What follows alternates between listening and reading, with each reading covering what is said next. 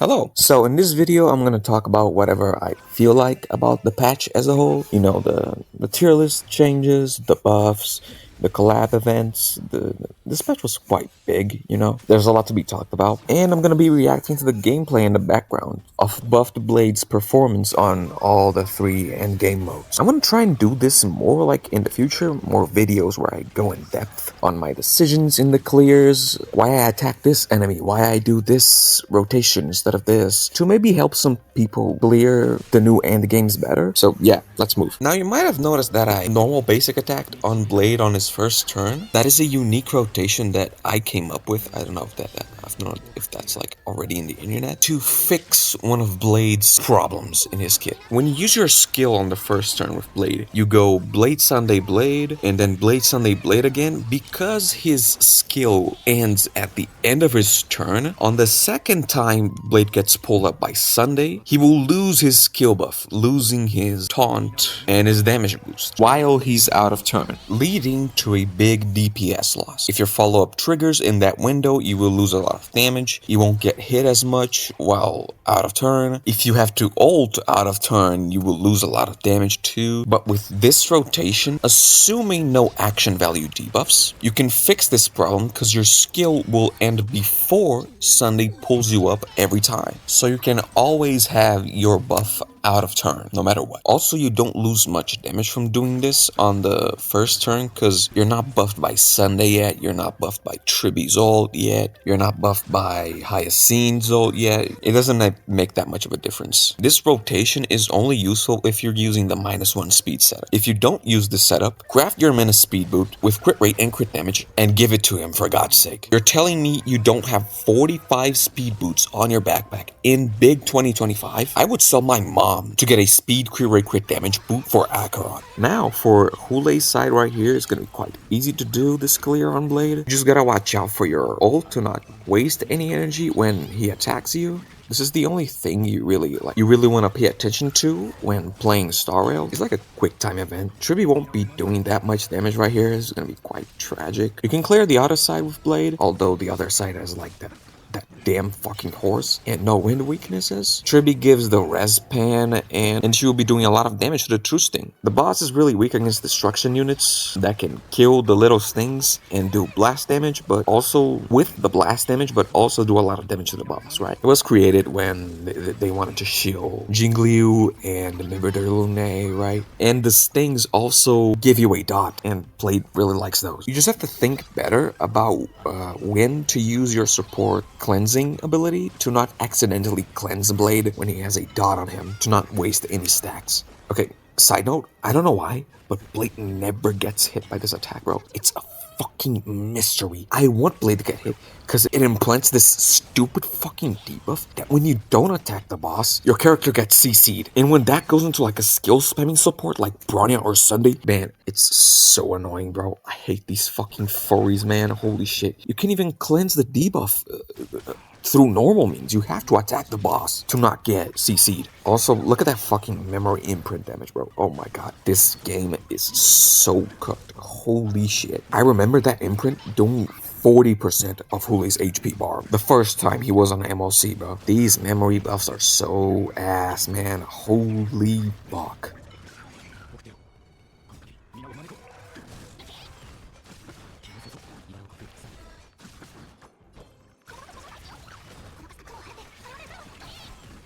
Anyways, Hule's about to die. 1, 2, and follow up. Man, this buff is awesome. And cinema ending. Yeah, classic. Yeah, no, of course it has to be fucking nice. Of course it has to be fucking pink. Oh, Jesus, I hate these fucking talkers.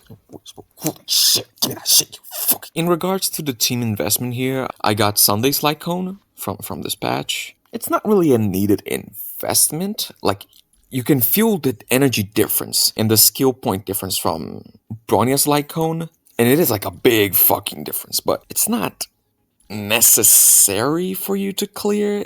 It's a big improvement, but it's not like necessary. I'm honestly thinking of just using Bronya's Light Cone on Sunday for my clears to feel more relatable, right? The only obligatory investment in this team right here is Hyacine's 0S1. You need Hyacine and her light cone, not just one or the other. E0 Hyacine, it's just not worth it, right? It's dog shit in comparison. And S1 Hyacine is bad on another remembrance unit because they generate half the stack that Hyacine can because they are not as fast as her. So, Pure Fiction, this clear was great. True Sting's really good for Blade. Don't focus on the True Sting boss, the big boss, most of the time. Try to kill the little guys first, then maybe go for a ult on a True Sting if he has a lot of vulnerability debuffs. First side here is pretty easy. Second side, you have to focus on the minions, and you can ult the boss. And also keep your Tribi ult to whenever the grip buff ends to fill that grip bar. Blade's ult doesn't feel it like that fast. Okay, talking about the Prydwen controversial changes, Blade being on the same tier as Fei Xiao and Acheron, like, man, this shit is so funny to me. Like, okay, I think Blade is accidentally the funniest character in Star Rail's whole existence, bro. Like, his whole life is comedy. Every time I see this man on a tier list, no matter where he is, cracks me the fuck up. Every time I see him on a showcase, no matter how much damage he's doing, I go insane. Like, he learned how to sword fight because Jingliu used his ass to sharpen her sword. He ain't even trying to be funny, bro. His whole existence is just funny as fuck. Now let's actually go over these rankings. You know, Prydwen ranks their characters based on E0 S0, right? And Acheron, playing Acheron without her Sig is honestly tragic. While Blade's Lycon is just like a damage buff. It's a big increase, but you can use Soundhunt Lycon just fine. You won't miss any like core functionalities in his kit. And Acheron's investments in her team are big, like going from E0 S1 Cypher and E0 S0 Xiaoshou to like using E2 Silverwolf with pearls. It's a big increase. Acheron's own E2 is big. And as for Fei Xiao, like, okay, every floor in MOC has at least like 4 enemies, so yeah, it's been rough for her. Blade, on the other hand, is on the HP meta. You know, there's a lot of quantum, wind, or imaginary weak enemies, and he fits right in to the wheelchair team with Tribi and Hyacine. He finally has a team that works perfectly for him. I mean, it's not really like perfect. He would much rather have like a Robin but for HP, but he doesn't like waste any buffs on the team. A lot of people forget that Blade was working with the scraps, bro. Ron May delaying break extension, preventing him from gaining more stacks from the boss. Robin being almost perfect for him, but then she gives you attack buffs. General debuffers like Pela and Xiaoshou being too weak outside of Acheron teams, and Bronya like his best in slot support for a long ass time, having a 1-turn buff when Blade does a lot of his damage out of turn, and also having weak crit damage and attack buffs that lasted for like 2 turns. That's why I don't like saying that his placement is because he's being carried by the wheelchair. He really isn't. He brings a lot to the team, specifically just for Tribi. His constant ults and follow-up attacks and AoE, charge her ult super fast, and proc her additional damage a lot. And he gives her a lot of HP too. Hyacine helping Blade get more stacks helps Tribi do more damage and get more energy. I would say that like something is a wheelchair team when the DPS does really like nothing to help. Like it's a Su Shang with a Tribi and a Hyacine, right? So yeah, Blade is now on a magnificent spot in the meta, and we still don't have a true HP buffer support like Robin. Tribi is more of a AoE damage supporter, and it just so happens that she works really well with Hyacine and that every fucking HP DPS wants her, so his performance can still go up from here. Here we go, look at the ending. 1, 2, 3, 4. And the follow-up, and the ult, and the grip buff, and the boom. Man, these buffs are so good, man. Holy shit. 40k on Pure Fiction with Blade. With the Blade. When in our wildest dreams, we would think that this would be reality. Now for Apoc. Now you might be asking, why did I choose this floor again? Well, it's because on the other floor, the boss doesn't really attack you a lot, right? Although it has wind weakness, this boss was created when Break was being shielded, right? It's perfect for Break. This boss was basically created to shield Firefly, right? And also, that's why Apocalyptic Shadow is not that great for Blade, because Blade doesn't really want to break his enemies, because when his enemies are broken, they can't attack him. It's kind of counterintuitive. But the first floor, the Flame Reaver guy spawns of his goons, and his goons attack you one by one. So the first floor generates more stacks, and it just has a lot more enemies for Blade to hit. Also, the first floor is also pretty good for Tribby and Hyacine. And also, there are minions on the first floor that when you kill them, you get to action advance your character, and Blade really likes action advances. Now, for my opinion on the patch, as a non-Fate fan, the story was actually kind of really fun. I am not kidding. Let me explain to you. Okay, are you ready? I skipped the whole thing and it took me 30 minutes. Yeah. I love this feature, bro. I love the skip button. I give the story a 12 out of 10, accounting for the -2, okay? Cinema. For the patch, I kind of liked Final's animations. You know me, like big man, big sword. But I lost his 50-50 to E1 Fushuan, so yeah.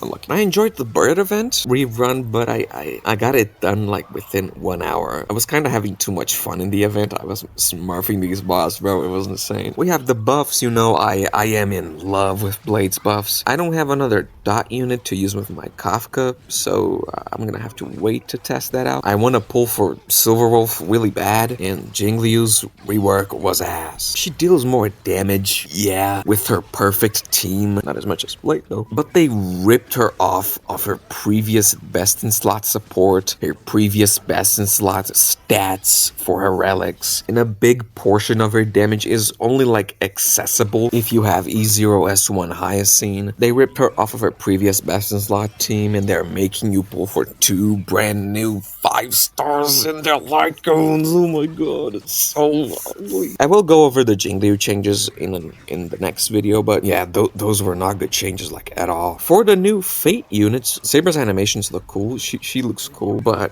her gameplay, yeah, wasn't really like, it didn't have the spice, you know? For me, she's just Blade, but she scales on attack, honestly. For everything else, I would give it a solid 8. Now for Archer. Archer has the spice, bro. Archer is a straight 10 out of 10. He works with Sparkle, so I finally get to unbench her. And Sparkle's such a fucking W character. Everyone loves her. His playstyle, his animations are so good, bro. He is the hunt. His playstyle is straight up gangster, bro. He just shoots people down to death, bro.